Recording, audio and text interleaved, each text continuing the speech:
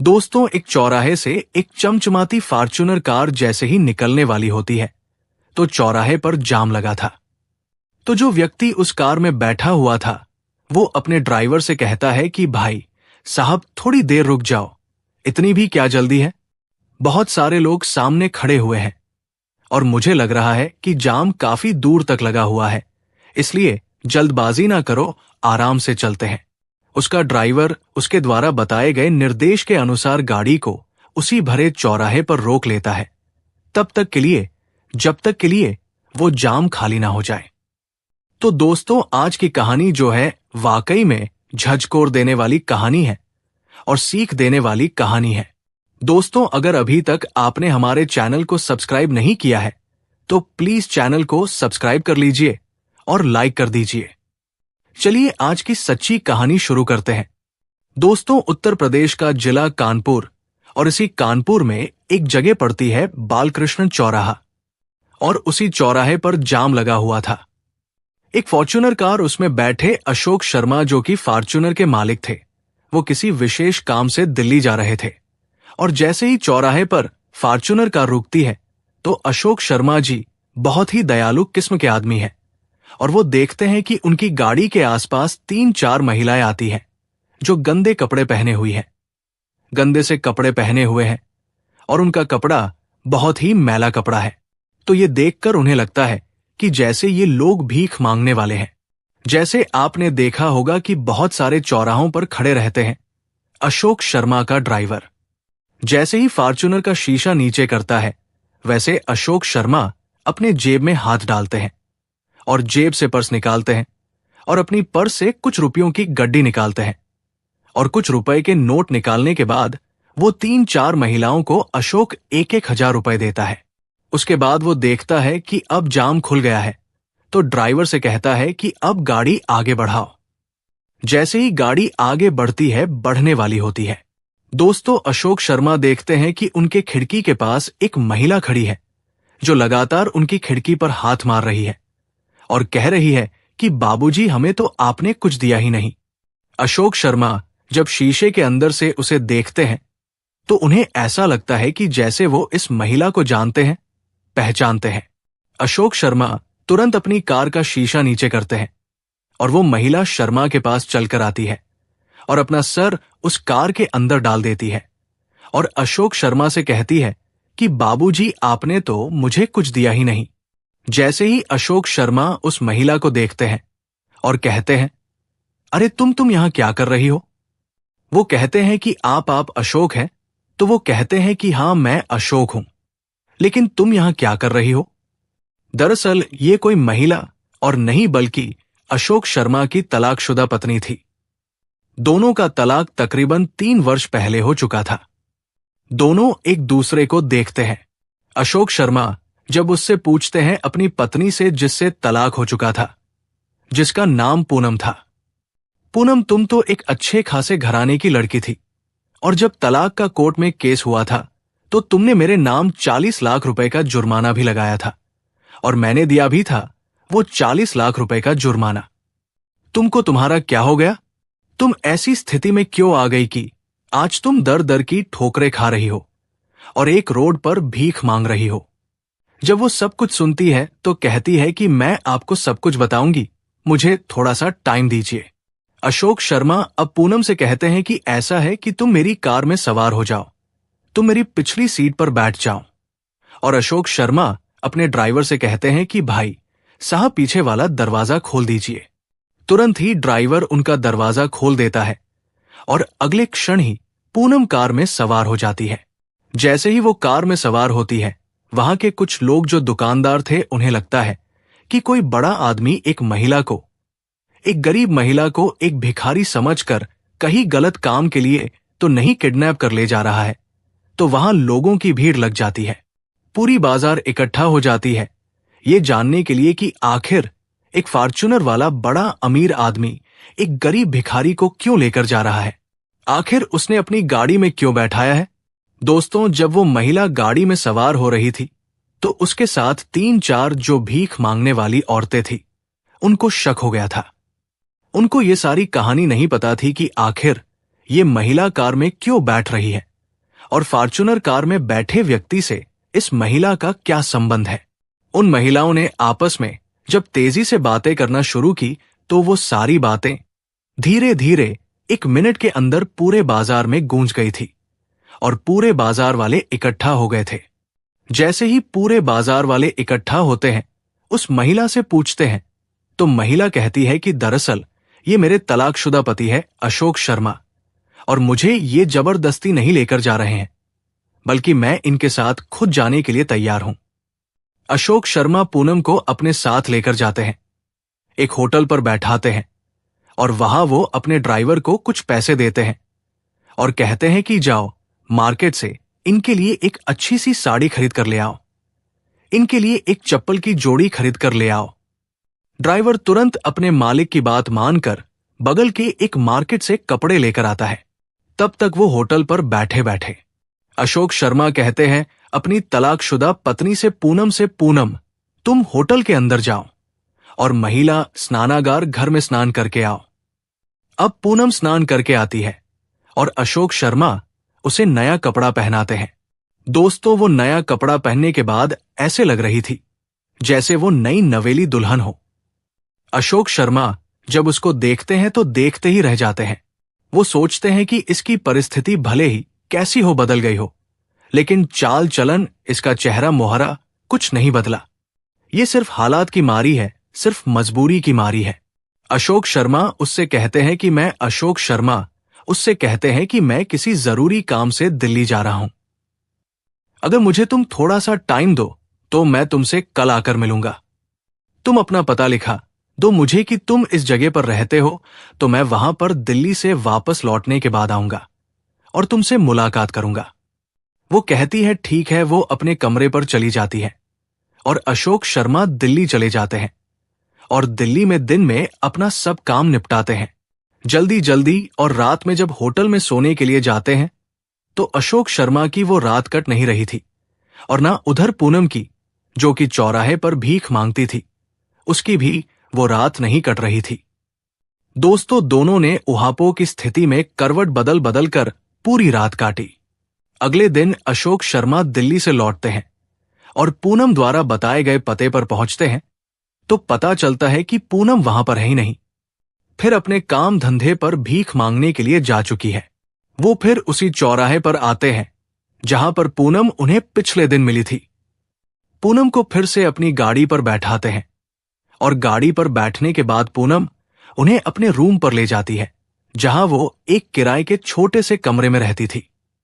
दोस्तों, जब वो उस कमरे में अंदर जाते हैं तो देखते हैं कि एक बेड पड़ा हुआ है, लगा हुआ है, और बेड के ऊपर अशोक शर्मा की और पूनम की एक फोटो टंगी हुई है।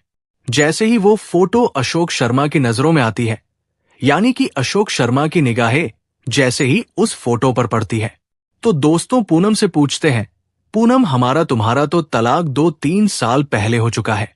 हमारा तुम्हारा एकदम अलग अलग रास्ते हो गए थे। सब कुछ बंटवारा हो चुका था, सब कुछ कोर्ट में तय हो चुका था। तुमने मेरे ऊपर हर्जाना लगाया था, वो 40 लाख रुपए भी मैंने तुम्हें दे दिए थे, तो ये आखिर तस्वीर क्यों लगा रखी है? पूनम फूट फूट कर रोने लगती है और कहती है कि दरअसल मैंने आपको तलाक भले ही दे दिया था, लेकिन उस तलाक के पीछे मेरी रजामंदी नहीं थी। मैं दरअसल आपको कभी तलाक देना ही नहीं चाहती थी। मैं आज भी आपको उतना ही प्यार करती हूं जितना कि शादी के बाद किया करती थी, यानी कि तलाक के पहले की करती थी। आपको अशोक शर्मा कहते हैं कि फिर तुमने तलाक मुझे क्यों दे दिया? तब वो पूरी कहानी बताती है। वो कहती है कि दरअसल पूनम के एक जीजा होते हैं, पूनम के पिता होते हैं, और पूनम का एक भाई होता है। अशोक शर्मा एक बड़े बिजनेसमैन थे, उनके पास बहुत सारी संपत्ति थी, अकूत धन था, और अशोक शर्मा अपने माँ बाप के इकलौते बेटे थे। तो अशोक शर्मा की जब शादी हुई थी तो पूनम के घर वालों से पूनम के जीजा जो थे, वो लोग रिश्ते अशोक शर्मा के यहां जब देखने गए थे तो देखते हैं कि इनके यहां सब कुछ भरा पड़ा है। ये तो बहुत बड़े रईस है, इनके पास बहुत सारी धन दौलत है। वो लोग सोचते हैं कि हमें चाहे जो करना पड़े भले ही, लेकिन लड़का इकलौता है, हम शादी इसी के यहां करेंगे और लास्ट में होता भी वही है। शादी अशोक शर्मा से ही करते हैं, और जब शादी हो जाती है तो चूंकि जो जीजा था ना, वो बहुत ही लालची टाइप का आदमी था, और वो जो कहता था वही अशोक शर्मा की ससुराल में मान्य होता था। यानी पूनम के माता पिता और भाई मानते थे। जब पूनम दुल्हन बनकर अशोक शर्मा के घर जा चुकी थी, तो जैसे जैसे 1-2 साल रिश्ता चलता है, उसके बाद धीरे धीरे देखते देखते उसके जीजा, उसके भाई, उसके माँ बाप, सब लोग पूनम को कहीं ना कहीं से चिढ़ाने लगते हैं, और वो बहकाने पर आ जाती है और अपना घर खुद ही तोड़ने पर उतावली हो जाती है। और स्थिति यहां तक पहुंच जाती है कि दोनों का आपस में तलाक का केस चलता है। पूनम के जीजा को और पूनम के घर वालों को, यानी उसके मायके वालों को पता ही था कि अशोक शर्मा के पास पैसों की कोई कमी नहीं है, तो अगर मैं उनके ऊपर जुर्माना ठोको तो ये आराम से पैसे दे देंगे, और उस पैसे को लेकर हम अपनी जिंदगी अच्छे तरीके से गुजारेंगे। लेकिन पूनम को इस चीज की भनक नहीं थी कि ये लोग उसका घर बिगाड़ रहे हैं, उसका घर फूंक रहे हैं, उसके साथ धोखा दे रहे हैं। पूनम भी अपने मम्मी पापा और अपने भाई के कहने पर यह सारा कृत्य करती थी, और लास्ट में कोर्ट में दोनों का तलाक हो जाता है। पूनम अपने परिवारजनों के कहने पर 40 लाख रुपए का जुर्माना सतेंद्र शर्मा पर ठोक देती है, और अशोक शर्मा भरी कोर्ट में 40 लाख रुपए अदा करके दोस्तों दोनों का संबंध विच्छेद, यानी कि दोनों का तलाक हो जाता है। ये सारे पैसे पूनम के नाम से उसके खाते में आ जाते हैं। इसीलिए धीरे धीरे उसका जीजा कहता है कि पूनम देखो, अब तुम्हारा तलाक हो गया है, मैं तुम्हारी शादी करा दूंगा। ऐसे तुमसे कोई शादी नहीं करेगा, क्योंकि तुम तलाकशुदा हो, तो तुम्हें सबसे पहले अपना एक छोटा सा घर बनाकर बनाना होगा, एक फ्लैट, एक जमीन खरीदना होगा, जिसमें कोई भी लड़का या कोई भी परिवार लालच में आकर तुमसे शादी करने के लिए तैयार हो जाए। यानी कि उसका जीजा और उसके घर वाले उससे 30 लाख रुपए प्लाट के नाम पर ले लेते हैं, और लास्ट में उसे कुछ नहीं मिलता है, और धीरे धीरे पूरे पैसे पूनम के खा जाते हैं। और जब पूनम के पूरे पैसे खत्म हो जाते हैं, तब तक पूनम का इकलौता भाई जो था, उसकी शादी हो जाती है। और शादी होने के बाद जब उसकी पत्नी आ जाती है, तो वो कहती है पूनम से बहुत ज्यादा जलन रखने लगते हैं, और पूनम उसको फूटी आंखों भी नहीं सुहाते हैं। पूनम अब बड़ी हो चुकी थी। जब उसकी शादी हुई थी तो शायद वो मैच्योरिटी व्यवस्था नहीं थी कि जो चीजों को समझ पाए। लेकिन दोस्तों, अब पूनम सब कुछ समझ पा रही थी, सब कुछ जान चुकी थी, लेकिन बहुत देर हो चुकी थी। उसने अपने हंसते खेलते परिवार में अपने हाथों से आग लगा दी थी। जब उसका पैसा खत्म हो जाता है, तो पूनम का भाई और पूनम के माता पिता उसको घर से निकाल देते हैं। फिर वो अपने जीजा के पास पहुंचती है। जीजा भी कहता है कि तुम्हें जहां मर्जी हो वहां चली जाओ। जब तुम अपने पति की नहीं हो सकी, तो तुम हम लोगों की कब होंगी। और पूनम फिर सीधा चली जाती है। उसके पास कोई ऑप्शन नहीं होता है कहीं रहने का, तो वो थक हार कर मजबूरन में रोड पर कुछ महिलाओं के मिलने के बाद, एक दूसरे से मिलने के बाद, ऐसी महिलाओं से उसकी मुलाकात होती है जो रोड पर भीख मांगने का काम करती है। दोस्तों, पूनम से वो लोग कहते हैं कि तुम मेरे साथ आओ। पूनम अब उन्हीं के साथ रहने लगी और खाने लगी थी। झुग्गी में उसका जीवन चल रहा था। अब धीरे धीरे पूनम भी उसी धंधे में उतर आई। अब वो धीरे धीरे वो भी भीख मांगने लगी थी। जब पूरी कहानी पूनम ने उसी कमरे में अपने पति अशोक शर्मा को सुनाई, तो अशोक शर्मा की आंखों से आंसू निकलकर जमीन पर गिरने लगे। पूनम अशोक शर्मा से पूछती है कि मां तो मुझे बहुत मानती थी, मां का क्या हाल है। तो अशोक शर्मा कहता है कि मां आज भी वैसा ही है, मां तुम्हें आज भी याद करती है। उन्होंने पता नहीं कितनी बार मुझसे कहा, क्या मेरी बहू अब मुझे वापस नहीं मिल सकती। लेकिन अब वो बुजुर्ग हो चुकी है।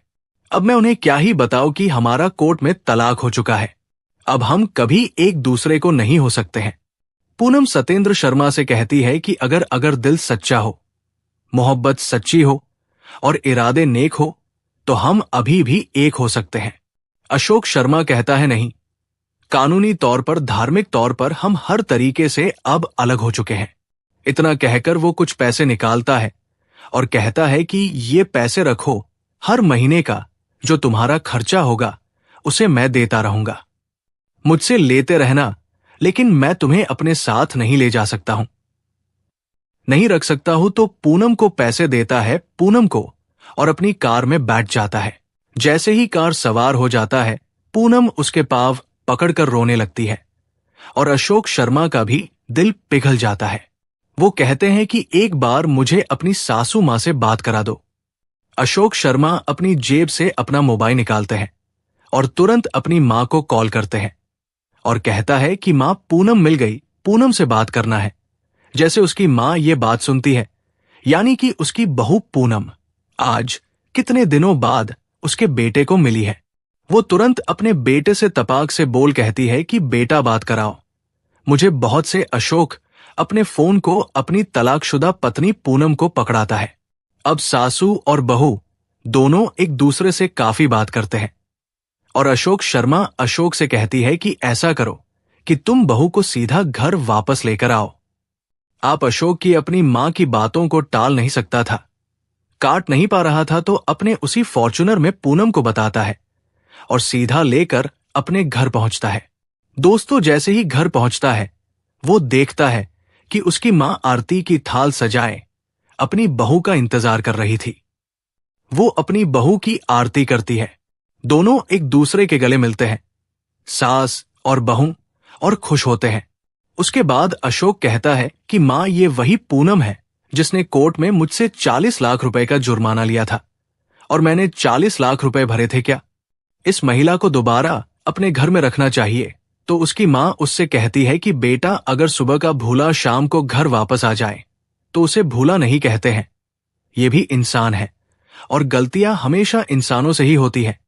अगर इसमें कोई गलती हो गई है तो इसे माफ कर दीजिए। अशोक अब अपनी तलाकशुदा पत्नी पूनम को माफ कर देता है और दोस्तों, अशोक और पूनम दोनों एक बार फिर अपनी नई जिंदगी की शुरुआत करते हैं और एक साथ बड़े प्यार से रहने लगते हैं। दोस्तों, कहानी के बारे में आपके जो भी विचार हो, हम उसे जानना चाहेंगे। नीचे कमेंट बॉक्स में लिखकर हमें जरूर बताएं कि इस कहानी के बारे में आपका क्या सोचना है। और दोस्तों, आप इस वीडियो को देश या दुनिया के किस कोने से देख रहे हैं, यह भी हमें बताना मत भूलिए, क्योंकि जब हम आपके कमेंट पढ़ते हैं तो हमें अगली कहानियों के लिए और भी ज्यादा प्रेरणा मिलती है। तो दोस्तों, फिर मिलते हैं एक और दिलचस्प कहानी के साथ। तब तक के लिए आप सभी का दिल से धन्यवाद। जय हिंद, जय भारत। दोस्तों, रिश्तों की असली कीमत पैसे और शान शौकत से कभी नहीं आंकी जा सकती। अशोक और पूनम की जिंदगी इसका सबसे बड़ा उदाहरण है।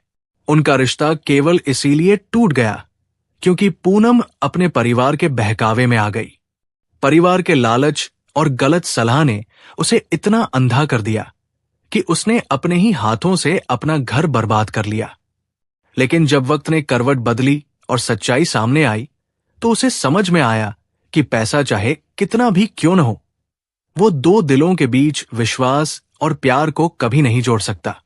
असली रिश्ते हमेशा भरोसे और अपनापन पर टिके रहते हैं और यही विश्वास हर परिवार को मजबूत बनाता है।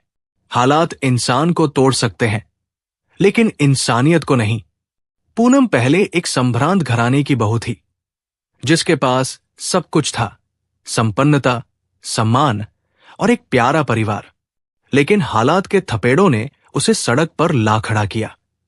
मजबूरी ने उसे भिखारिन बना दिया। इसके बावजूद जब अशोक शर्मा ने उसे सड़क पर भीख मांगते हुए देखा तो उन्होंने उसके अतीत को नहीं, बल्कि उसके इंसान होने के अस्तित्व को पहचाना। उन्होंने बिना किसी भेदभाव के उसे सम्मान लौटाया और उसकी मदद की। इससे हमें ये सीख मिलती है कि मजबूरियां चाहे कितनी भी क्यों न हो, इंसान की इज्जत कभी कम नहीं हो सकती। जो इंसानियत को पहचानता है वही असली महान होता है। कहानी का एक और पहलू है लालच।